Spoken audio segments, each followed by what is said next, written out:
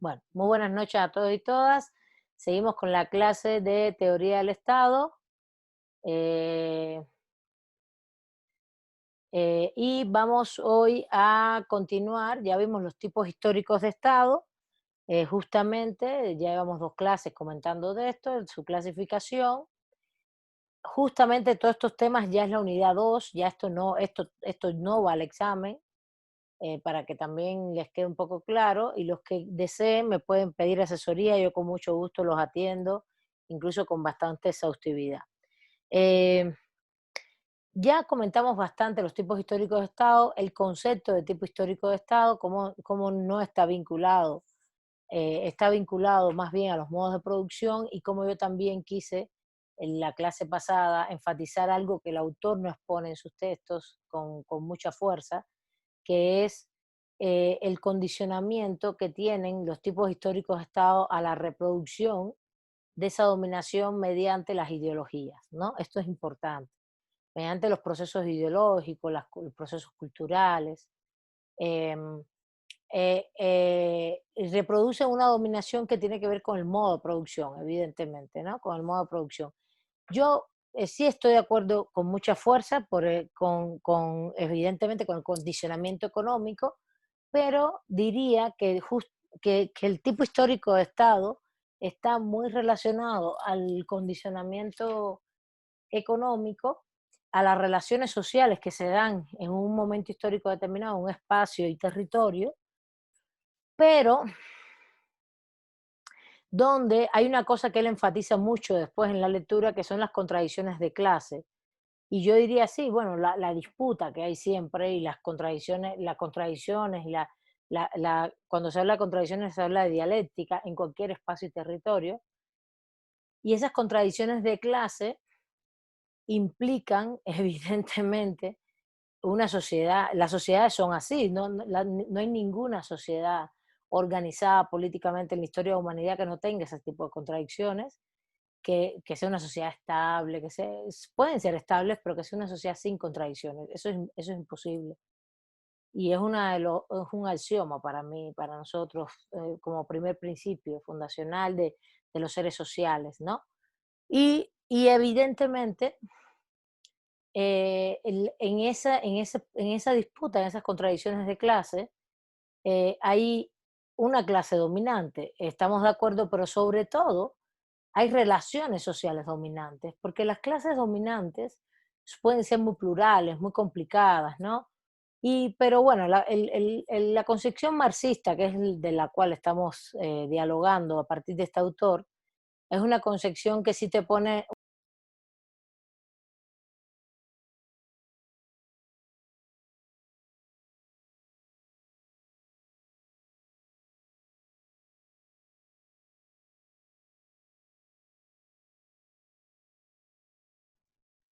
Hola a todos y todos, ¿me escuchan?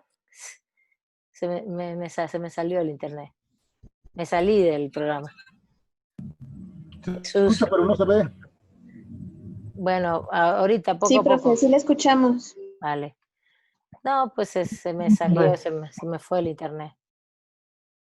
No pasó nada, solamente es que se me cerró el Zoom, no sé por qué. Bueno, la verdad nunca dejó de grabar, así que aquí estamos. Seguimos, volvemos. Gracias y disculpen, gajes de la digitalización. Incluso estoy en un espacio que tiene mejor internet ahora mismo, pero no sé por qué. Yo creo que fue un fallo de Zoom, no del internet. El Zoom se salió. Bueno, el sistema, nada es perfecto. Bueno, volviendo. Hemos visto, les decía, los tipos históricos de Estado, y lo que estamos viendo ahora es justamente a partir de ese concepto, que está condicionado su clasificación y su tipo por el modo de producción. Y ese modo de producción está condicionado a la vez por las relaciones sociales y económicas dominantes en las cuales se desarrolla el modo de producción. Eso es lo que quiere decir modo de producción. ¿Cuáles son las relaciones? Cuando se habla de relaciones sociales desde el punto de vista marxista, se está hablando de las relaciones económicas, no de otro tipo de relaciones, no desde la relación social de amistad, no se habla de eso, se habla de las relaciones económicas, por eso lo enfatizo porque recuerden que hay muchos modelos teóricos de conceptualización del Estado. Por tanto, estamos hablando ahora de uno específico, que es el de la concepción marxista. Y no ortodoxa, sino marxista clásica con influencia hasta la actualidad. Entonces, es muy importante que tengamos en cuenta estas relaciones económicas que tienen que ver con, que son las que fundan el modo de producción y que al final inciden en la forma y la organización política, o tienen incidencia en gran medida. Pero yo también les comenté la clase pasada, y esto no está en el texto, y es muy importante que lo sepan y que los que vengan a clase lo tengan en cuenta, lo apunten, lo reflexionen y también lo vean los que no han visto las clases, es todo el aparato ideológico que soporta ese modo de producción. Eso es muy importante, porque se genera una cultura alrededor de ese proceso. Y les explicaba la clase pasada, el esclavismo no es esclavismo solamente porque la gente tiene propiedades sobre las cosas y entre las cosas no solo hay inmuebles y tierras, sino también personas que los consideraban esclavos, sino también porque todo el mundo acepta con normalidad que eso sea así, ¿no? O las mayorías aceptan con normalidad esto, e incluso hasta los mismos esclavos, ¿no? Aceptan, normalizan ese proceso culturalmente de dominación. Y esto es muy importante porque si no, no se dan esos modos de producción, ni se, nunca, ninguna relación social, eh, ninguna relación social eh, eh, en la historia de la humanidad, de una organización política, se ha dado única y exclusivamente por violencia, sino también por consensos. Entonces, esos consensos que se generan, que se van generando, alrededor de un, modo, de un tipo de relaciones económicas y de relaciones sociales que generan un tipo específico de organización política, es muy importante, ¿no? Es muy importante que lo tengamos en cuenta.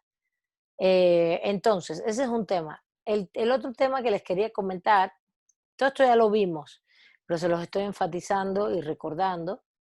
Y el otro tema que les quería dialogar es que, bueno, estábamos viendo los estados del Antiguo Oriente, los tipos históricos de estado, los estados del Antiguo Oriente y el estado esclavista clásico. Em, Les había puesto varios elementos que se los voy a volver a poner justamente en el pizarrón para poder tener los elementos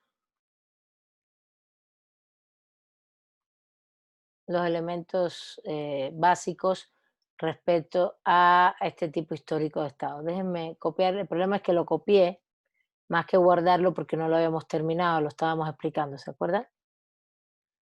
Y bueno, vamos allá. Habíamos hablado del origen, todo esto lo comentamos, para que se entendiera, porque una característica fundamental en los tipos históricos de Estado es su apellido, justamente es que son históricos. Y su historia implica, y esto es muy importante que lo tengan presente, la historia de las formaciones políticas implica que en algún momento, cuando se debate esto, se debate en un proceso histórico, en un momento histórico determinado, ¿no? Cuando se debaten los tipos históricos de Estado, no está diciéndose que eso es eterno, sino que tiene que ver con un momento histórico determinado, un contexto. Ese es otro de los elementos que les puse del tipo histórico de Estado.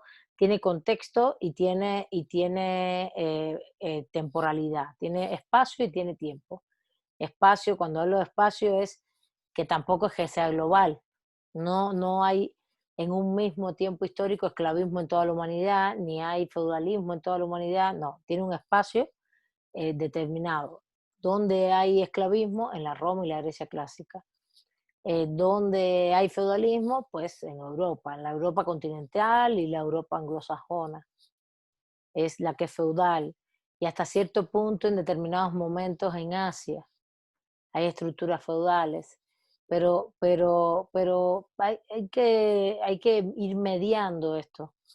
Y no es el mismo el mismo proceso de temporalidad, por ejemplo, del feudalismo, en toda Europa, tiene sus propios desarrollos históricos en cada momento, ¿no?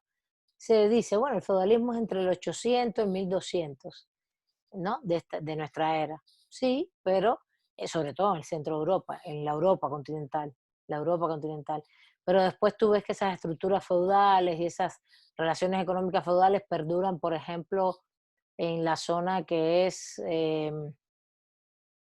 todo el mundo austrohúngaro, hacia lo que hoy conocemos como Europa del Este, e incluso Rusia, todos esos mundos perduran algunas estructuras de este tipo, ¿no? Y después estructuras feudales y un tipo de estado feudal. Y después ves que en el caso de China tiene sus peculiaridades históricas. Entonces, esto es muy importante. Y el caso de América Latina, pues parece más bien siempre un estado del Antiguo Oriente hasta la colonización. Y la colonización ya empieza a ser un estado capitalista. No es ni feudal ni esclavista. Entonces, esto es muy importante. Y lo otro es que entiendan que el concepto de modo de producción es un concepto en el cual las relaciones económicas, ¿cuáles son las relaciones económicas fundamentales, las que hacen mover y reproducir el sistema? Eso es muy importante. Porque si no, pues, ¿de qué estamos hablando? Estamos hablando de, podemos hablar, puede darse en el México de 1521, en México del siglo XVI, que no existe México todavía, pero la Nueva España del siglo XVI, es una sociedad de qué tipo, y ya está inserto en el sistema mundo capitalista, sí, pero ¿de qué tipo? ¿Qué estructuras tiene internas? Pues el sistema mundo capitalista y el modo de producción capitalista, vinculado incluso a un estado ya de corte moderno capitalista, tiene internamente estructuras feudales, esclavizantes, porque las subsume. Eso es algo que vamos a ver claramente en el estado moderno. Pero no quiere decir que entonces es un estado feudal. La Nueva España no es un estado feudal, ni Cuba en 1500, en el siglo XVI, es un estado feudal. No lo es, no lo llegó a ser nunca. Y vamos a ver cómo sus estructuras realmente responden al sistema capitalista en una fase de ese estado moderno capitalista, ¿vale? Bueno, todo eso es lo que te propone este modelo de marxista y neomarxista de clasificación del Estado. Entonces, ¿hay alguna duda con respecto a esos conceptos que he tratado y que he comentado? El autor expone casi todo de manera general. Les diría que cualquier duda tienen también lecturas complementarias que también pueden leer, o si no, pues nos vemos en una, ¿cómo se llama? En una asesoría también, que sin ningún problema. Me escribe a mi correo y podemos dialogar. Bueno, entonces, por eso cuando hablamos de este estado, que son los del Antiguo Oriente, hablamos del origen, ¿no? Del tipo de origen, de cómo se originaron, de qué fue lo que fue pasando. eh, el, el uso personal y doméstico es del agua. Uso personal y doméstico y uso para la agricultura, ¿no? Del agua y para la agricultura. Y Y bueno, usar las aguas de manera eficiente por el tema hidráulico. Ya todo eso lo vimos, no lo vamos a volver a repetir. Si nos movemos, ya expliqué todo el centro de Europa, les puse incluso un PowerPoint donde les ponía los mapas. Y si nos movemos al mundo nuestro, a este mundo, a esta zona territorial del globo terráqueo, tenemos a los mayas, tenemos a las antiguas civilizaciones mesoamericanas, a los mayas en el centro ahí de Mesoamérica también, y en el sur, en América del Sur también había muchos grupos étnicos. No crean, siempre se hablan de los tres grupos étnicos más fuertes, que son los que dejaron una impronta y también una documentación que conocemos, los incas, los mayas y los aztecas. Pero estos tres grupos son como dominantes, vamos a decirlo así, son los dominantes. Los incas y los aztecas son de nuestra era, son muy posteriores en nuestra era, y los mayas son desde antes y perduran hasta la actualidad, pero hay muchos grupos étnicos que se fueron esparciendo entre América del Sur. Está todos los grupos aymara, los grupos quechua, mapuches. Habría que buscar la historia específica de sus orígenes, de cuándo hay descubrimientos geológicos y arqueológicos de que haya esto. Geológico no, geológico es de las rocas y esto, pero de que arqueológicos más bien, de que hay vestigios de que hay asentamientos en América del Sur, igual en América del Norte. En América del Norte había grupos también desde mucho tiempo atrás, y todos se caracterizan más o menos por este mismo origen. El modo de producción, ahí fuimos para allá. Bueno, yo les había dicho, no hay propiedad privada, no hay una apropiación, que hay más bien una propiedad comunal.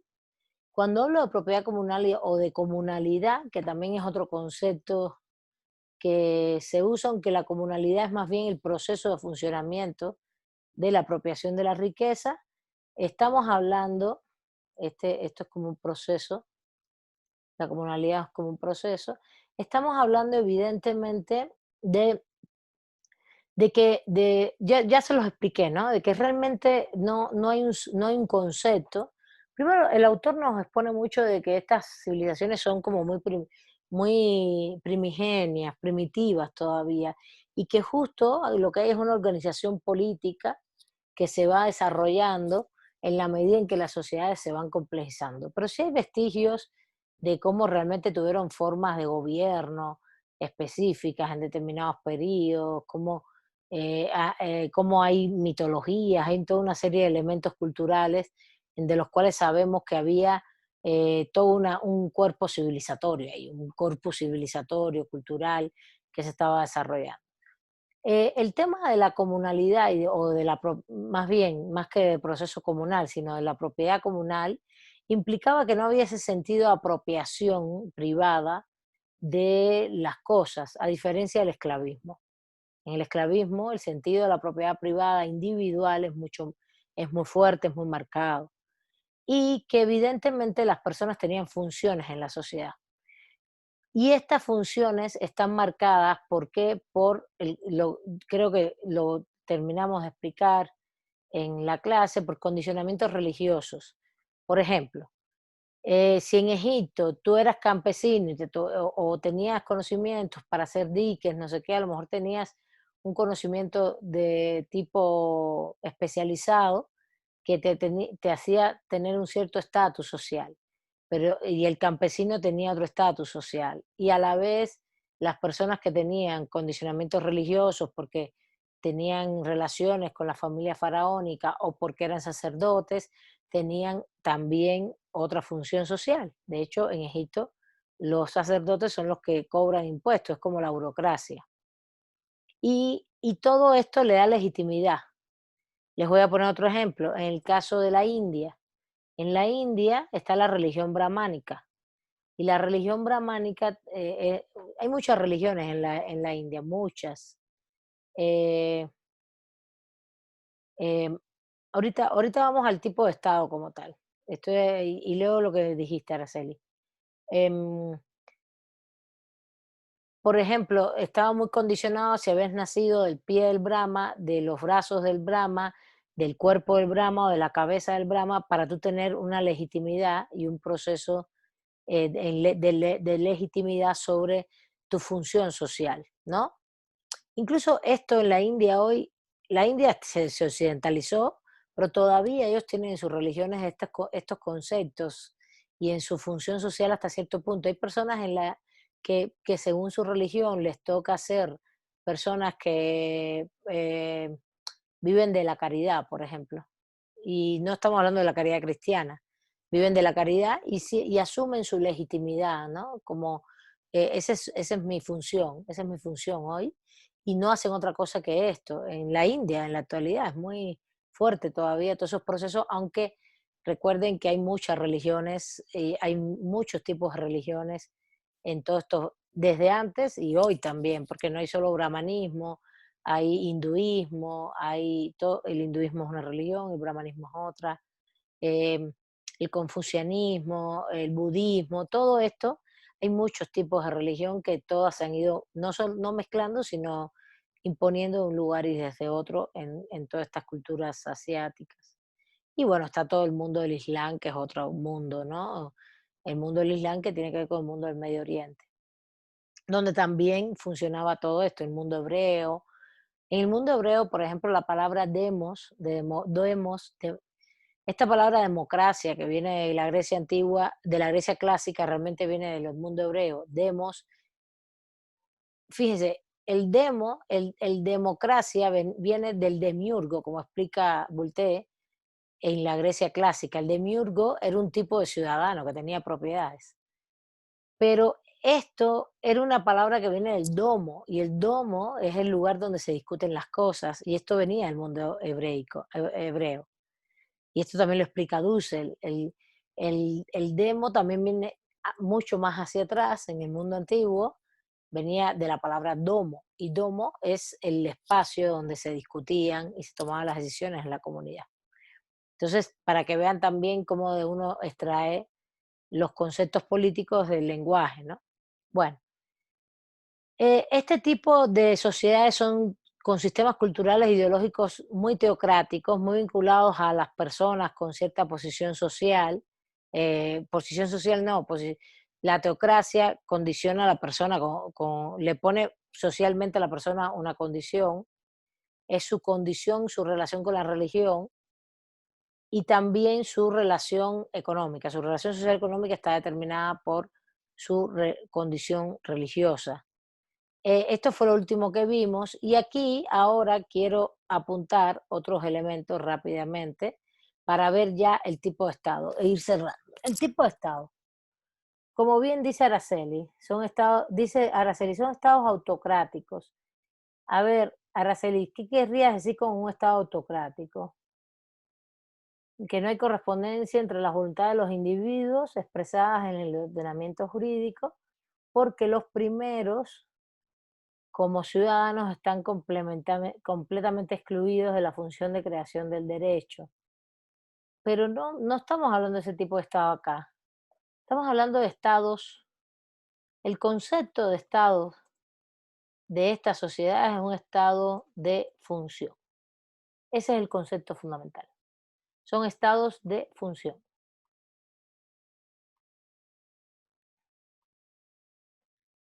Estados de función. ¿Qué quiere decir esto? Que realmente están regidos por la funcionabilidad que tiene cada persona dentro de la comunidad. Ahora, volvemos arriba. ¿Y esa función quién la da? ¿O esa legitimidad? Pues justamente la religión. La religión o la religiosidad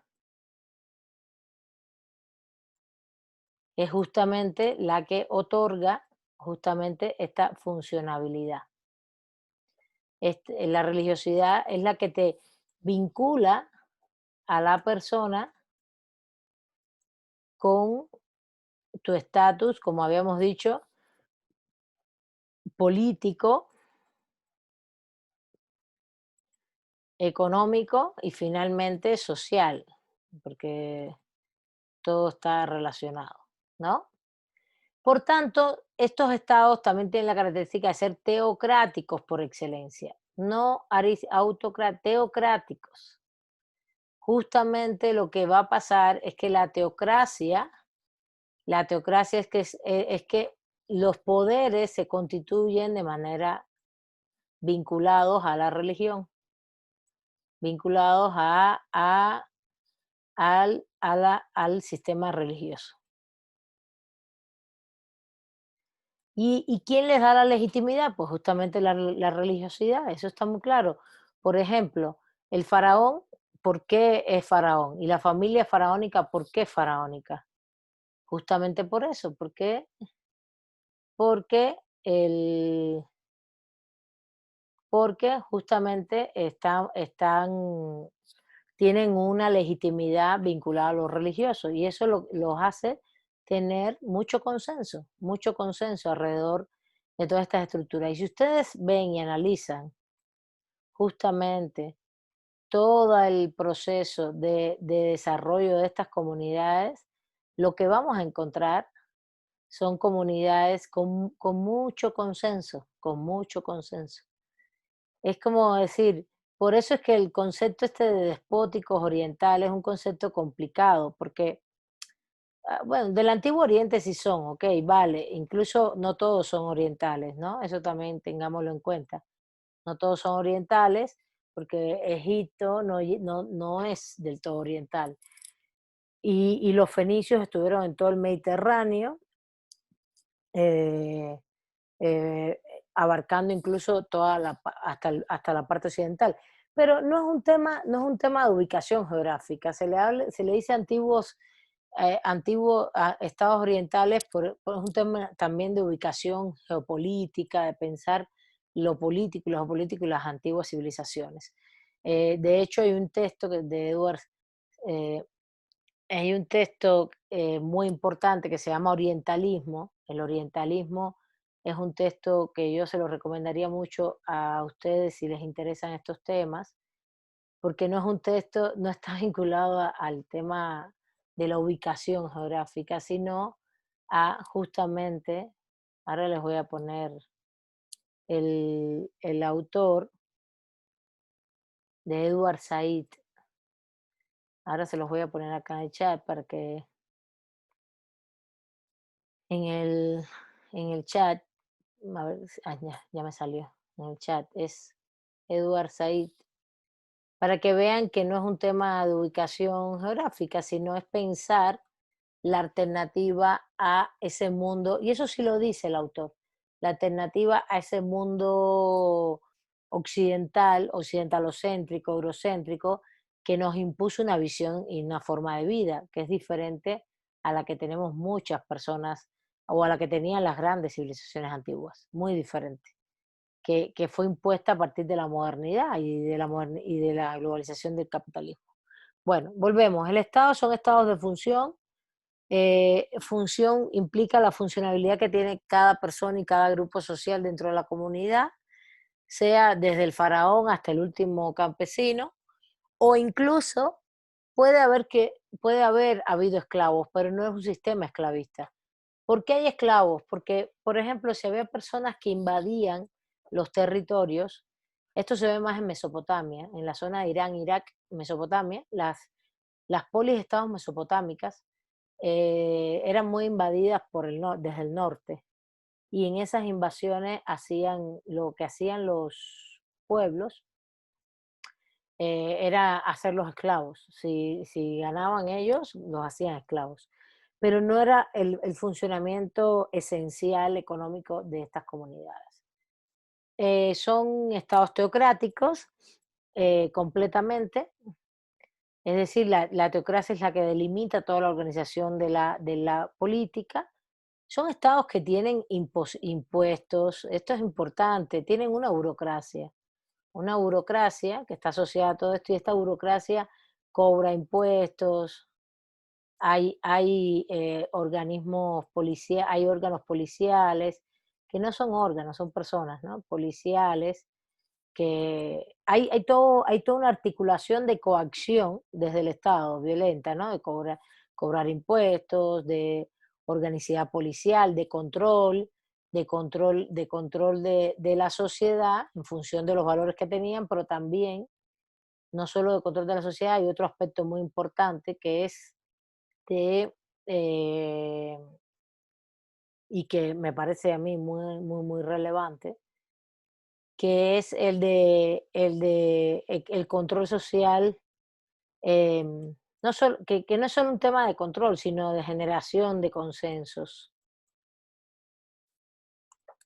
Ahorita les comento más elementos, porque porque justamente esa burocracia tenía, por ejemplo, en Egipto eran sacerdotes, todos se le llamaban sacerdotes, y más que ser policías, sacerdotes eran sacerdotes que cobraban impuestos, el control de la sociedad, generación de consenso y control, por ejemplo, de todo lo que tuviera que ver con las instituciones públicas. Una cosa que siempre tuvieron, ellos, estos conceptos son actuales, pero una de las cosas que se tenían claras en la antigüedad era que habían ciertos lugares como recintos religiosos, plazas, eh, casas que tuvieran, sobre todo muy vinculado a la religiosidad, porque así estaba vinculado todo el derecho, que era de uso público, no era de nadie. Esa cosa comunal, que también, pero esto pervivió mucho también en Grecia y Roma. Y entonces había como un tipo de custodio hacia esa institución pública, esos son edificios públicos, vamos a decirle. Instituciones viendo, pensándolo como edificios, como recintos públicos, ¿no? Las plazas. Esto es importantísimo porque es como, por ejemplo, pensemos en Teotihuacán, ¿no? Toda la zona esta de Teotihuacán, que es para de culto religioso, eso no era de nadie. Eso era de uso público, no era de nadie, pero también tenía un cuidado, una custodia. Todo eso se hacía en esa época. Estas sociedades tenían mucho ese tipo de instituciones burocráticas en función de estos recintos públicos. En Grecia y Roma esclavista esto se potenció. Es impresionante. Bueno, y la generación de consenso está vinculada a lo religioso todo el tiempo. Bueno, ¿alguna duda que tengan de este tema? ¿Algo que quieran comentar de todo lo que leyeron? Adelante, les doy la palabra. Vamos, compañeras y compañeros. Vamos, adelante.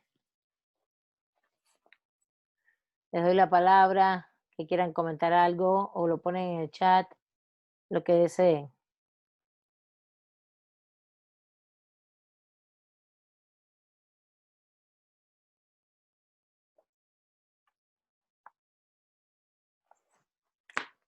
¿Nada? Ya Disculpe, le... A ver, pero pidan la palabra, Andrea, te doy la palabra. Si disculpe, pueden, bueno, estábamos hablando de las instituciones públicas, de cómo la llevaba esta de función. ¿Me lo podría explicar un poco más a fondo o cómo era que la llevaban así como, bueno, un ejemplo que me quede un poco más claro? Porque, bueno, nada más en mis apuntes nada más lo tengo así, institución pública. ¿Me podría dar como un ejemplo o algo para que se me quede más grabado, por favor? puse después edificios y recintos públicos aquí en el pizarrón, ¿lo viste? Es más Sí, bien una custodia de esos edificios y recintos públicos. Por ejemplo, es como la actividad administrativa. A eso me refiero. La actividad administrativa, eh, a ver, la actividad administrativa, lo que quiero denotar es que estas civilizaciones antiguas tenían un cuerpo burocrático, no solo teocrático, religioso, sino burocrático. A ver, lo religioso es para darle legitimidad. ¿Quiénes estaban en la escala más alta de control del poder? Pues justamente las personas que tenían un estatus religioso mayor, ¿no? Tipo un faraón, tipo un rey en una polis-estado, eh, sacerdotes, etcétera, ¿vale? Eso queda claro. Ahora, vamos al punto de la burocracia. Lo que quiero es que entiendan que este tipo de estados, este tipo de organización política, que es muy antigua y que alcanzó niveles de organización muy sofisticados, en Egipto, en Mesopotamia, en China, en, en, en la India, en los hebreos, los cartagineses, los fenicios, y también acá en el mundo de las civilizaciones nuestras prehispánicas, los mayas, y después hasta cierto punto el mundo incaico, el mundo azteca también, aunque fuera muy posterior. ¿Qué pasa con estos grupos? Los quechuas, los aymaras acá, que son grandes grupos, los de Chile, que son, los mencioné al inicio de la clase, a ver si ahorita me recuerdo. eh, que justamente estos grupos todo este tipo de civilización tenía una articulación burocrática muy fuerte. ¿Qué quiere decir una burocracia, Andrea? Una burocracia es que tienes toda una estructura institucional que tiene funciones, cual cobrar impuestos, por ejemplo, y el cobro de impuestos es de acuerdo a lo que tú hacías, a tus actividades y en función de una cuestión religiosa. Todo tenía una legitimidad religiosa, ¿no? Otro de los elementos era policial, ¿no? Si había alguna infracción, si había algo mal hecho, también generar en un momento determinado alguna sanción a grupos, a personas, etcétera. Otro elemento es el tema económico, organización comercial, económica, ¿no? Cómo se organizaban los mercados, ¿no? Cómo se organizaban los mercados, los trueques. Siempre son economías que se autoabastecían inicialmente, pero en la medida en que estos estados de función se fueron complejizando, hacían economía de trueque. Un ejemplo es el mundo prehispánico nuestro. Economía de trueque, no era propiedad de la tierra, seguía siendo comunal todo, pero había una economía de trueque constante donde sí había estratos sociales, pero eso también se tenía que organizar y se cobraban impuestos. Otro elemento, que es lo que me estás preguntando, es organización de los recintos públicos, de los recintos que eran religiosos, por ejemplo, o de los recintos donde se reunían determinados órganos de deliberación. Y esto es muy importante. ¿Y cómo los cuidas? Pues tienes que tener un cuerpo que los cuide, que puede ser pseudopolicial, pero también que los mantenga. Pues estamos hablando de cuestiones administrativas. ¿Cómo tú mantienes las calles hoy, por ejemplo? A ver, Andrea, ¿cómo tú mantienes las calles hoy? El alumbrado público y eso. Claro, hoy lo vemos muy moderno, pero estamos hablando de lo mismo en aquella época, ¿no? Sí, ¿Sí me entiendes? sí, se procuraba el bienestar, ¿no? De las personas, o bueno, en ese caso, Se la procuraba comunidad. la convivencia. Lo que te quiero decir es que hay un aparato administrativo burocrático. Eso es lo Ok, que quiero decir. Y ese aparato administrativo burocrático hacía toda una serie de funciones, pero tienes que estar pensando que estás en el 6000, en el 5000, en el 4000, en el 3000 antes de nuestra era, o en el 1200 después de nuestra era. Pero son estar estados conscientes del año. más del año de la época, del Ok, proceso histórico. profesora. ¿Sí se entiende? Sí, ya me quedó más claro con lo que me acaba de decir y sí, tengo que tener en cuenta el año en el que se está. La época histórica. Época histórica, Sí, ok. porque es que pues, tú dices, bueno, viene, es que yo te digo, y alumbrado público, pero eso no existía en aquella época, ¿no? Por ejemplo, se hacían juegos, ¿no? Típico en las sociedades, las civilizaciones Juego de pelota. antiguas y las nuestras hacían juegos. ¿Quién mantenía los espacios de los juegos?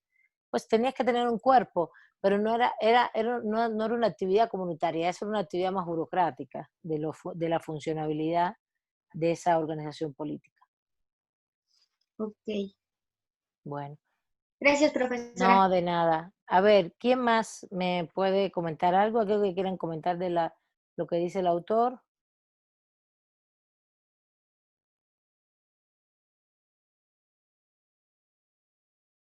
¿No? Fíjense, es muy importante para que vean el tema de lo comunal, el cobro de impuestos, exactamente. Dicen, los derechos de los individuos sobre la tierra, porque aquí lo importante de todos estos espacios es la tierra, en estas épocas, civilización antigua, existen solo a través de la comunidad a la que éste pertenece, que la posesión individual de la tierra está mediatizada por la comunidad. A eso es lo que nos referimos con que no hay una propiedad individual privada, ¿no? Y que por tanto las relaciones sociales se basan en unas relaciones en la cual sí hay divisiones sociales muy, muy fuertes, pero fundamentalmente por relaciones económicas. Ya para cerrar este tipo otra característica de estos estados, disculpen, que es muy relevante y no sé, es la teocracia nos lleva a una característica fundamental que son centralizados.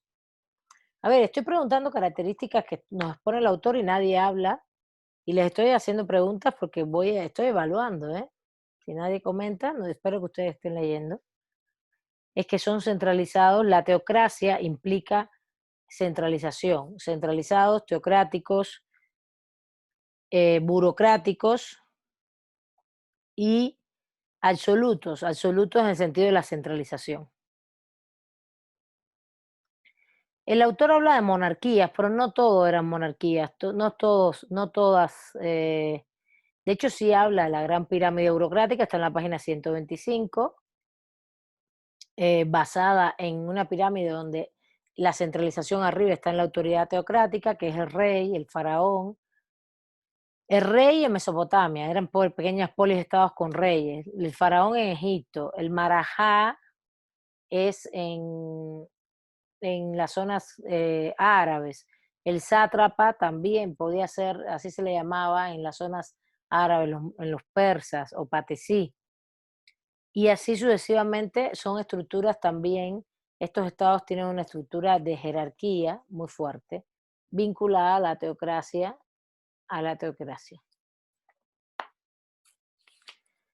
Bueno, ¿nadie quiere comentar más nada? ¿O alguna duda?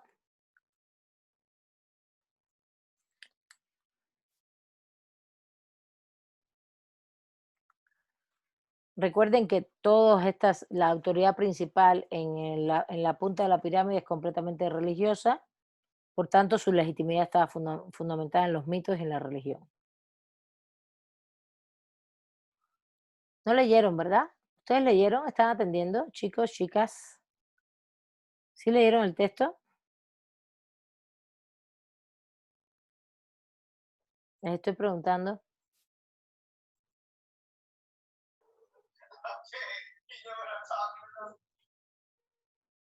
Ricardo, ¿podrías comentar?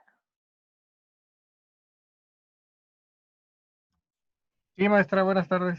Buenas tardes. Pues sí, como usted comentaba, todas estas civilizaciones se dieron donde había agua, ya sea ríos o a orillas de algún sitio donde pudieran manejar más que nada la agricultura. Eso fue lo que los hizo asentarse en esos sitios. Desde ahí, pues ya estando en ese sedentarismo, ya se empezó a dar naturalmente la división de trabajo, que se viene dando ya pues la división de funciones y ya empieza a haber ciertas jerarquías, empiezan a controlar su territorio, pero como usted no dice, no lo manejan de manera privada, lo hacen comunalmente y ya empieza a abrirse ciertas leyes. No sé, se me viene a la mente pues, en los pueblos prehispánicos de aquí de nuestro país, pues ya había pues castigos, ¿no? Como la lapidación o el destierro. Ya vienen manejando una especie de leyes, ¿no? A su manera. Ujú. Sí, sí, a ver, cuando estamos en la clase de teoría del Estado, por eso no hablamos mucho del derecho, y ese es el último punto que iba a tocar. Y evidentemente, también estoy de acuerdo con lo que dice Araceli, que la economía es colectiva, por eso es el tema, cuando hablas de que la economía es colectiva, Araceli, estoy plenamente de acuerdo contigo, vamos a ponerlo acá en el ámbito de propiedad comunal, vamos a poner, porque la comunalidad es un proceso, vamos a ponerlo por acá, colectiva también. Que es que no es lo mismo como concepto, está muy bien, porque justamente se fundaba a partir de que las personas pertenecían a la comunidad colectivamente y de ahí se tenían determinadas funciones y ejercían relaciones sociales colectivas. Respecto al derecho, a ver, el autor no profundiza mucho, apenas le puse unas paginitas de lectura, la verdad. Tengo 2 tomos de Historia del Estado del Derecho en la Antigüedad que los pueden leer, así que se los puedo poner, y más si no están estudiando y no están participando mucho, me puedo poner un poco exigente y empezarles a poner más lecturas, ¿vale? Así que o se ponen las pilas o vemos qué vamos a hacer. Eh, en materia de lecturas, porque hay que leer, les dije que leyeran solamente toda esta primera parte, que era hasta la página, justamente hasta los estados esclavistas. Y no veo que hayan leído 138, la principio de la 139. Y veo que han leído algo, pero no mucho por la participación. Entonces, bueno, volviendo al tema, en materia jurídica también, Ricardo, las normas jurídicas eran completamente religiosas, eran normas jurídicas muy pegadas a las normas sociales, morales y religiosas. Entonces tenían una vinculación plena y sí, estaban todas muy vinculadas, donde hay sanciones, donde hay normas eh, de corte sobre todo penal, de corte familiar, de corte sucesorio, como conocemos hoy. Y por ejemplo, la primera norma, ¿quién sabe cuál es el primer documento escrito, eso no está en este texto, está en otros textos de historia. ¿Cuál es el primer documento escrito eh, jurídico que es de estas civilizaciones? ¿Cuál es? A ver, muy bien. Lotán, pero escríbelo bien, corazón.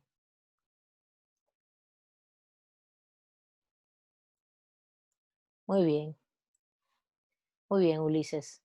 El Código de Hammurabi, 1792 antes de nuestra era. El Código de Hammurabi es un código, es muy importante, es el primer documento escrito de, de la humanidad jurídico. Y es muy relevante por eso, porque el Código de Hammurabi lo que te va a decir justamente te va a exponer justamente que te puedes saber qué es lo que está prohibido y qué es lo que, lo que es obligatorio, y qué es lo que se puede hacer y qué es lo que no se debe hacer, ¿entiendes? No, sobre todo qué es lo que no se debe hacer. Eran grandes lajas que incluso cuando la guerra de Irak muchas fueron destruidas en los monumentos de Irak porque es mesopotámico. El Código Hammurabi es del rey Hammurabi en una de las ciudades mesopotámicas de Babilonia, que reinó entre 1790 y 1750 antes de nuestra era, y el código era una mezcla de normas penales, sucesorias, familiares y también y religiosas, muchas cuestiones religiosas. Y eran como grandes placas así de, ¿cómo decirte? Grandes piedras talladas. Y les digo que estaban en los museos, muchas fueron destruidas cuando la guerra. Y es muy interesante porque, por ejemplo, les voy a leer algunos ejemplos de principios establecidos. No los voy a leer, les voy a comentar uno que era que la concepción de esa época era que realmente podía haber alguna sanción penal, como dice Ricardo, pero en civilizaciones más desarrolladas hacia acá. Pero en aquella época tan antigua, la sanción tenía que ver mucho con la reencarnación. Entonces tenían mucho miedo reencarnar, ¿no? Entonces, más bien eran normas de estilo religioso, moral, de portarse bien, ¿no? Pórtese bien en esta vida porque en la próxima le va a tocar ser otra cosa. Y por ejemplo, decía que había que ser bueno con la viuda, con el huérfano, con el pobre, que había que ofrecerle y darle abrigo como una norma jurídica, pero es más bien una cuestión bastante moral, ¿no? Eh, bueno, cosas así. Y sí, realmente para mí ya en esta época hay mucho derecho y como mismo hay mucha organización política, hay mucha también sistemas jurídicos. Bueno, ¿les queda alguna duda con respecto a esto?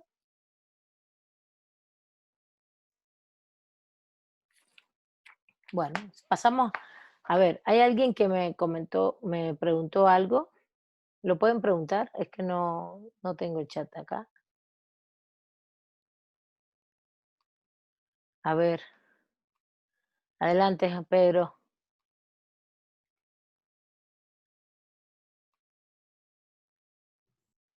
Bueno, la mía es entre una duda y bueno, y no sé si es una característica de todos los estados históricos, no sé, yo lo visualizo así.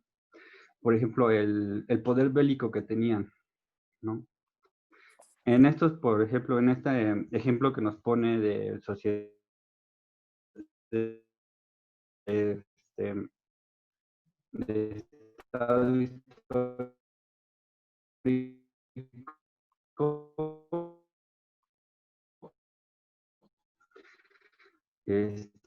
podemos dividir a la clase noble del pueblo, ¿no? Que se dividía en clases. Una parte de esta sociedad eran los guerreros, ¿no? Estos grupos que, bueno, invadían, se dedicaban también al conquistar.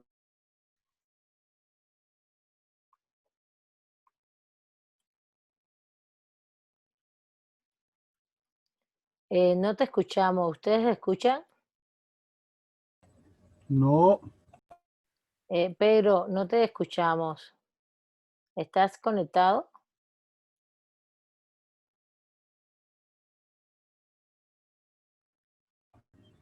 maestra, ¿le puedo hacer una observación? Dígame. Otra parte que yo considero también importante es la época de los metales, ¿no? Eh, Eso le ayudó a la agricultura, a los Espera, ejércitos, espera. lo que contaba el Ajá. compañero. Tuvo que ver mucho el manejo de los metales, obviamente Sí, para que hubiera sí, mejores sí. ¿No me asentamientos. escucha? Espérate un momentito, Pedro. Sí, te damos la palabra de nuevo porque tu internet se ralentizó mucho. A ver, Leonardo, termina para que Pedro retome y ya, Leonardo ya de una vez y Pedro ahorita y vamos redondeando el tema. Adelante. Era eso, la edad de los metales, bueno, que se conoce así, la época del hierro, la de cómo fundieron los metales para poder hacer sus armas, lo que comentaba el compañero, hacer más aparte de lo que yo decía. Sí, a ver, ok, vale, vale, vamos a oír a Pedro y voy a ir comentando sobre el tema. Adelante. Pedro, No sé, ¿me escuchó? ahora sí, pero ahorita tenías el internet muy, Sí. muy lento, no se te escuchó. Dale, adelante. Sí, bueno, creo que se me está cayendo. No sé, una característica de este grupo social también podría ser la... ¿Sí me escuchó? No, creo que me Sí, escucho. sí, sí, te escuchamos. De este grupo, sí, no, no sé. En una característica de este grupo, no sé, podría también ser el ámbito bélico que tenían. Ujú. Sociedad noble era, por ejemplo, los grupos guerreros que existían y bueno, fueron un pilar muy importante para el desarrollo de cada uno de los estados. A ver, voy a comentar esto, sociedades militarizadas. Em, sí eran sociedades que tenían una estructura ya defensiva. Y por eso, de hecho, planteamos mucho, que por eso se plantea mucho que hay un Estado, porque hay un territorio, por ejemplo, que el Estado se le denomina así, de función. Los estados de Antiguo Oriente se les denomina de función, ¿eh? También lo- los en el caso de los marxistas clásicos le llamaron estados despóticos orientales, ¿no? No solamente de función, despóticos orientales. Entonces, ¿eran militarizados? Sí, sí tenían. ¿Tenían un territorio? A ver, esto es muy importante para que se entienda y no estemos aquí pensando en que estoy intentando abrir un poco ya no me da el pizarrón, yo creo. El pizarrón para tener un poquito más de espacio. Ya tengo. Eran estados de función que tenían, evidentemente, territorio, población, órdenes jurídicos, por tanto, esos órdenes jurídicos ejercían coacción, fuerza violenta. Dentro de esos órdenes jurídicos y dentro de todos esos sistemas jurídicos tenían fuerzas policiales internas, como todo lo que hemos comentado, pero también tenían ejército. No con la concepción que tenemos ahora, ¿no? La policial es lo interno y el ejército hacia afuera, sino bastante mezclado, pero sí tenían la idea de una sociedad militarizada. Ahora, vamos por partes. ¿Hasta qué punto eran sociedades que se dedicaban a la conquista? Miren, el problema es que quizás se confunden ustedes porque yo he puesto justo todas estas sociedades, estamos hablando entre el 7000 antes de nuestra era, pero que sí, en mi criterio, por su formación, abarcan hasta en América, hasta la conquista de América, que es en 1492 después de nuestra era. Entonces, al tú tener este rango, evidentemente después de nuestra era, este rango tan amplio, no son lo mismo las sociedades antes de nuestra era, en los años 7000, 6000, eran sociedades muy primitivas, donde, por ejemplo, tenía un papel fundamental lo que dice Leonardo, los que usaban las piedras, los que usaban los metales, los que fueron descubriendo determinados usos y los fueron también transformando en función la alfarería, etcétera, etcétera, pues como comunidades primitivas que pasaban a ser tribales y que después pasaron a ser organizaciones políticas.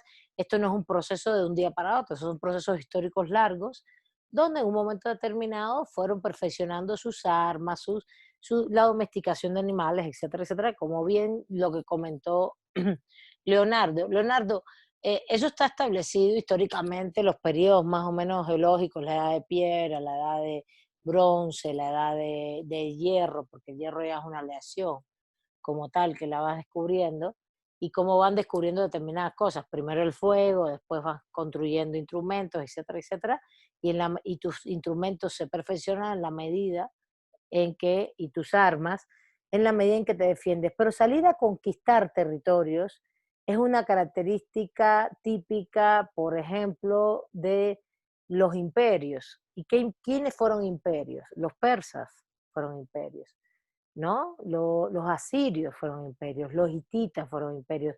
Los que estaban al norte de la Mesopotamia bajaban a conquistar, como conquistando espacios de mejor convivencia, porque había más agua, porque las tierras eran más fértiles. Eso sí pasó, eso sí ha pasado, pero además pasó, por ejemplo, en el año 1000. Todo el mundo noruego fue bajando hacia Inglaterra, porque en esos mundos noruegos que hoy conocemos, que son muy, muy desarrollados, etcétera, no había nada. Y no había técnicas de no sé, no había petróleo, ahora tienen petróleo, claro, ahora sí había, pero no habían descubierto cómo extraerlo, ni mucho menos, ni nada de eso. Y estamos hablando de los años aproximadamente 800, 700, 800. ¿No vieron la serie Vikingos? ¿Sí la vieron? La serie Vikingos, ya no los veo, no sé ni dónde están, porque, aquí están. ¿Vieron la serie Vikingos de Netflix? Esa Sí, serie tiene mucho que ver con una época histórica que es entre el 700, el 800 y el 900 de nuestra era. Y eran grupos que vivían de esta misma manera.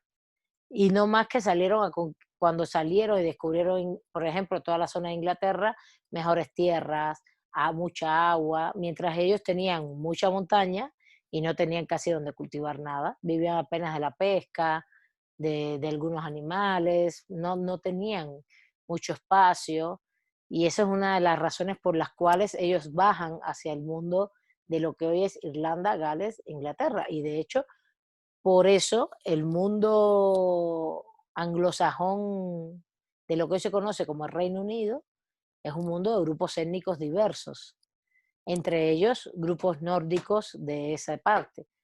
Y eso ocurrió siempre toda la vida, por un tema de espacio, del espacio y de mejores lugares donde haya mejor tierra, mejor producción. Pero, por ejemplo, Pedro, para ponerte un ejemplo de lo que me estás diciendo, la sociedad militarizada, Egipto, no salían de allí. Hay evidencias que Egipto se movía en sus propios territorios y sus propios polis-estados. Tinis, Memphis, el imperio tinita.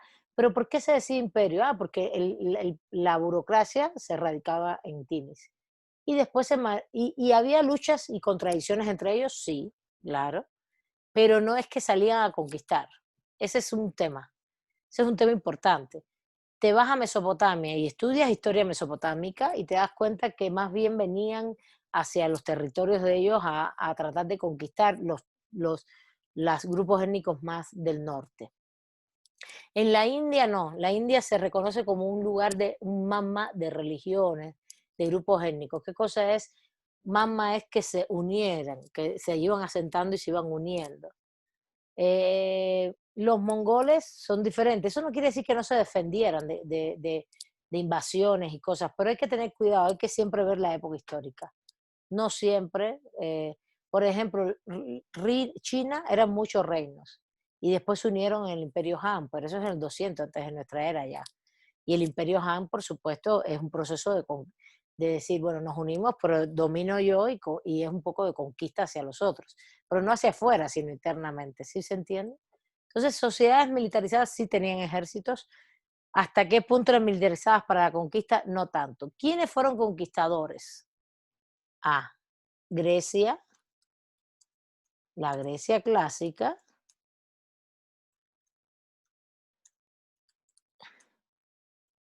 Oh, Roma, y la Roma clásica, eso sí. Pero esos no son estos son sistemas, esos son sistemas esclavistas. Es diferente. Ese es un tipo de Estado esclavista y un modo de producción esclavista, muy diferente. Y eso sí quiero que lo tengan claro porque esto es muy diferente. Son dos sociedades diferentes analizando los tipos históricos de Estado. ¿Se entiende? ¿Entienden la diferencia? Queda claro porque sí es importantísimo lo que dijo Pedro y alguien comentó,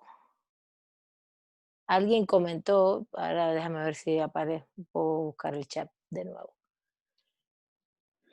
Comentaron, ¿cuál es la diferencia entre esclavistas y esclavos? Araceli, esclavista es el que esclaviza, ¿no? Y el esclavo es el esclavizado. El esclavista es el dueño, el esclavo es el que tiene que hacer, es la cosa, es la propiedad. Bueno. Y otra cosa muy importante para cerrar, y ya vamos a cerrar porque ya no va a dar mucho más tiempo, es justamente que estas sociedades son sociedades que no son esclavistas predominantemente. Eso les queda claro, ¿no? Justamente esta sociedad militarizada, esta característica que Pedro nos expone, es una sociedad que no es del todo esclavista. ¿De qué estamos hablando? Del modo de producción. Espero que eso les quede claro, porque eso es pregunta de examen y todo. Estamos hablando de que no se mueve la sociedad económicamente mediante esclavos. A eso estamos hablando. Pero si alguien viene a invadir, te vuelven esclavos. Por ejemplo, a lo mejor los confunde cuando les hablo del mundo prehispánico que conocemos acá y que volvían esclavos a determinadas conquistas. Pero a ver, ¿quién ha estudiado realmente a los incas, a los mayas, a los aztecas? A ver, ¿quién me dice? ¿Quién me puede decir cómo se daba esa relación, si había relación de esclavitud o no? O si era fundamental. A ver, ¿quién me dice? Esto no está en el texto, pero a lo mejor ustedes los confunden eso, pero yo quiero saber si lo tienen claro.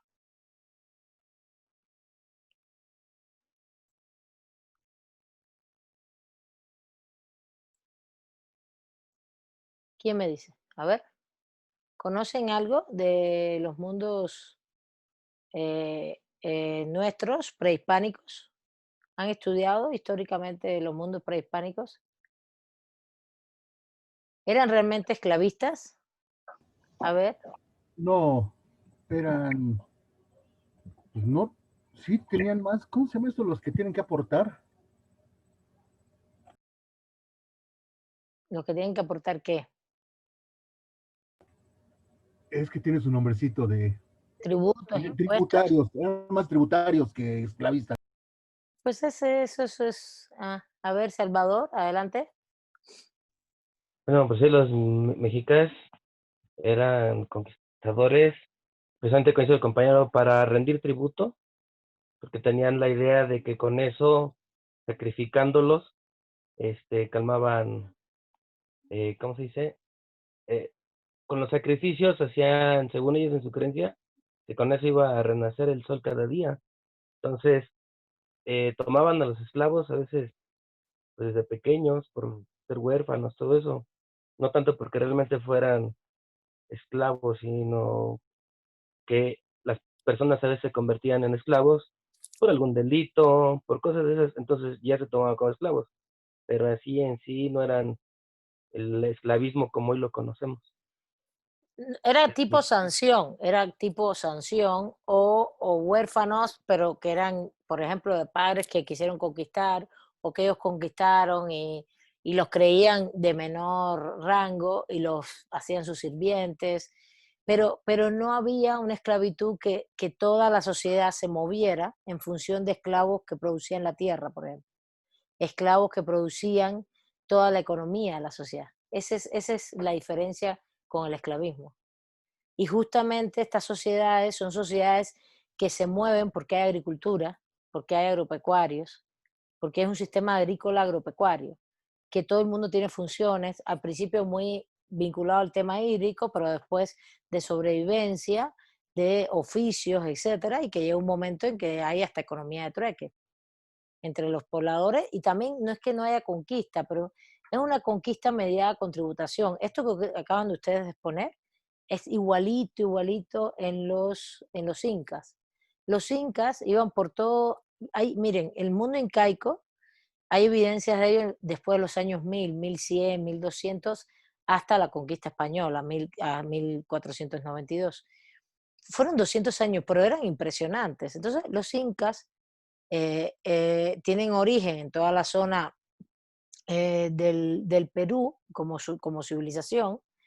Es una civilización muy fuerte, y lo que hacen es ir conquistando, sí, y todo tipo de comunidad étnica, pero lo conquistaban de la siguiente manera. Pedían, ahora te doy la palabra, Alessandra, les pedían tributos, les decían, ustedes nos dan de su producción y nosotros les construimos los caminos para que ustedes puedan ejercer el comercio.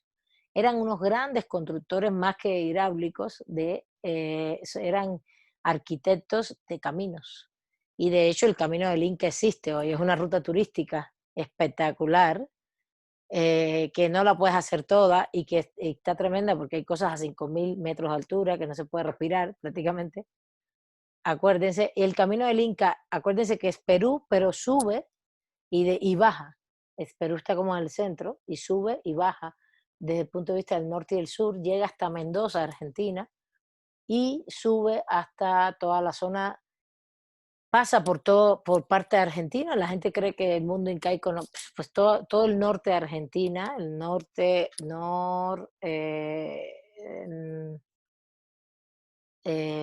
es noreste, es norte-occidente, ¿no? Justamente estaba lleno del mundo incaico y sigue hasta Ecuador y sube hasta Ecuador. No se quedaron justamente solamente en el Perú, y conquistaron muchísimos grupos étnicos, pero los conquistaron diciendo, nosotros les construimos los caminos, ustedes nos dan parte de su producción y así estamos. E incluso propugnaban una cosa que se propugnó mucho en la antigüedad, que era casarse entre los grupos, casarse entre sus líderes, entre sus hijos, sus hijas. ¿Para qué? Para perpetuar incluso el poderío del grupo civilizatorio.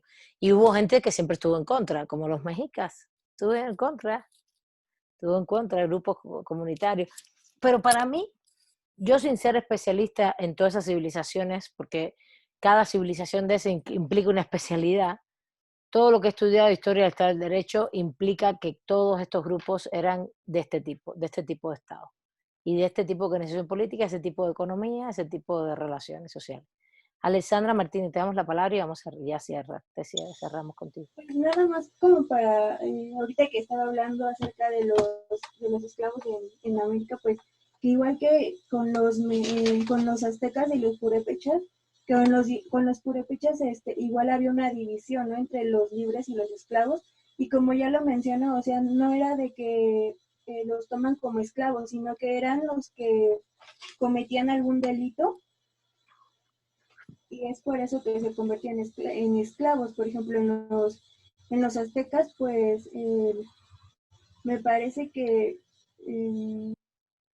el asalto y por ejemplo, el delito de guerra, el de desertar de la guerra o no ir, eso los convertía también en esclavos.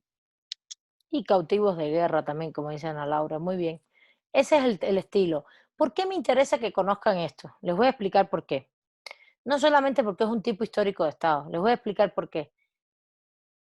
Les voy a poner los textos de este mismo autor, de Historia General del Estado del Derecho, en complementarios.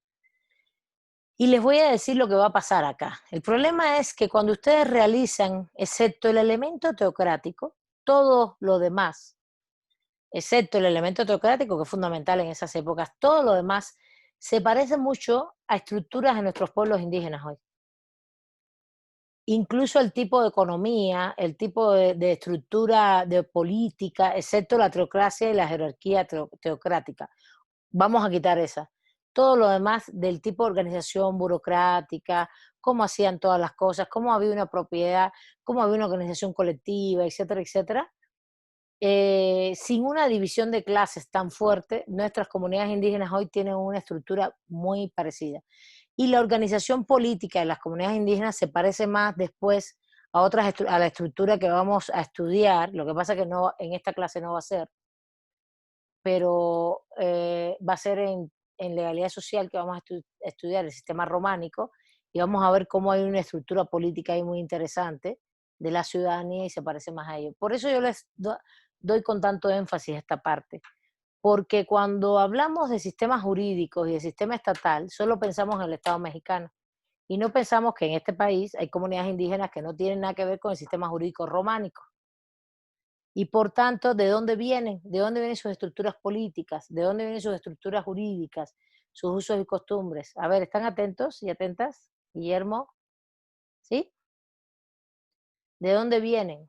Justamente de un proceso civilizatorio prehispánico que viene justamente de todo lo que esto que estoy explicando, que claro, ha cambiado mucho el aspecto teocrático, centralizado, eso no existe, porque además las civilizaciones tampoco ya dejaron de ser así, ¿entienden? Entonces, sí, más que llamar usos y costumbres, yo digo que es derecho, Salvador, para mí eso es derecho. Ellos tienen derecho, tienen sus órdenes jurídicos y políticos establecidos, y hay sociedades en América Latina, que no solo en México, que es más bien el pluralismo jurídico, yo diría. Estoy de acuerdo con el pluralismo jurídico, muy bien. Los grados de juridicidad diferente mediante el concepto de pluralismo jurídico, más que un derecho alternativo, Jacqueline, porque el derecho alternativo tiene diferentes fases. Por eso quiero darles un poco, esto es una cosa que se las voy a dar en legalidad social del derecho, lo siento. Si no, los que no están conmigo, pásense por allá y dense una vuelta y léanlo, pero sí les voy a dar las diferentes juridicidades y las diferentes nociones de pluralismo jurídico, etcétera. No solo van a leer un texto, pero justamente me interesa que entiendan muy bien, no solamente este tipo histórico de Estado, no solamente porque es antiguo, sino porque su forma de organización económica genera un proceso de sociabilidad que es lo que también el marxismo llamó el comunismo primitivo. Del comunismo primitivo pasamos a este tipo de sociedades teocráticas y el marxismo lo que hace es que dice, esa sociedad teocrática ya no es comunismo primitivo porque hay una división de clases. Estoy de acuerdo con el marxismo, pero digo, pero cuidado porque la organización económica siguió siendo muy parecida y es la que hoy se aboga mucho en las sociedades de nuestros pueblos prehispánicos. Entonces esto es importante. No, Salvador, eso es una discusión. Para mí sí es derecho y sí es norma jurídica y no tiene que ser escrita. El derecho no siempre es escrito, en eso estoy de acuerdo.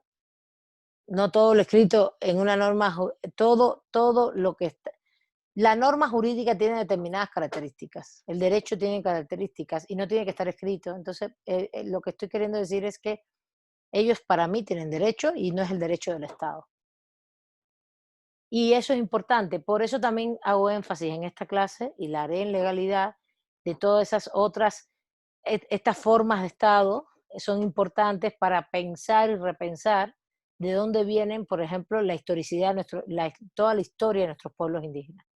Vienen de este tipo de formas de organización que han ido variando con el tiempo y tienen otros elementos hoy, pero que tienen esa raíz histórica. Y no del sistema jurídico románico, que vino con la conquista. ¿Está bien? Bueno, sí, los pueblos, hay 68 pueblos autónomos hasta hace un par de años declarados en México, reconocidos, pero hay más, ya están pidiendo autonomía muchos más. Pero bueno, la autonomía es un requisito que pone el reconocimiento lo pone el Estado en función del artículo 2 constitucional, pero lo que implica la autonomía es un tema de su propio orden jurídico, que La autonomía implica que tú funcionas jurídico y políticamente de manera autonómica, pero no es el STLN. El STLN es un ejército, no tiene nada que ver. Estamos hablando de Guerrero, Chiapas, Oaxaca, el norte del país, los Cucapás en el norte, toda la zona de Tamaulipas, Chihuahua, etcétera, todos los pueblos. Son 60, hay más de 68 en estos momentos. Eran 68 hace un par de años, hace como 3 o 4 años. Ya deben estar en mucho más porque todo Michoacán, en Michoacán hay muchos pueblos, ¿vale? Bueno, de eso podemos hablar en otro momento, hay muchos elementos que tienen que ver, pero para mí ahí hay orden jurídico y político. ¿Dónde está la historicidad o la raíz histórica en esto que en esta clase que acabamos de explicar? ¿Está bien? Bueno, les pido que pasen la lista de nuevo, por favor, porque se borró el chat. Gracias, muy amables. Pasen su lista de nuevo y les mando un saludo, les deseo lo mejor. Cuídense mucho. Cuídense mucho que hay de nuevo un poco de contagio, ¿vale? Los que tengan que salir a trabajar, los que tengan que necesidad de salir, les comento que estén con mucho cuidado, ¿vale? Bueno, cualquier duda, vamos a ir cerrando ya la clase. Muchas gracias.